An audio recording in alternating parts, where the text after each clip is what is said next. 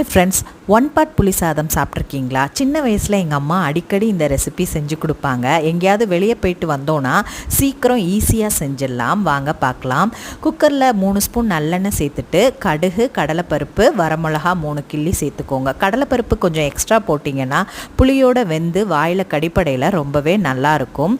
பெருங்காயம் கொஞ்சமாக இடித்து சேர்த்துருக்கேன். கருவேப்பிலை சேர்த்துட்டு ஒரு சிட்டிகை வெந்தயம் சேர்த்துக்கோங்க. அதிகம் சேர்த்தா கசந்துடும்.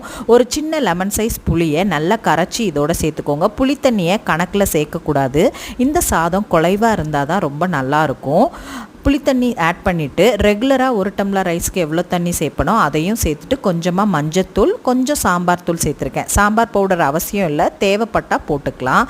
கல்லுப்பு சேர்த்துக்கோங்க. தண்ணி நல்லா கொதிக்கையில் ஊற வச்ச ரைஸையும் சேர்த்துட்டு மூடி போட்டு விசில் விட்டிங்கன்னா சூப்பரான ஒன் பாட் புளி சாதம் ரெடிங்க. பருப்பு துவையல் அப்பளத்தோடு சாப்பிட்டோன்னா ரொம்ப சூப்பராக இருக்கும்.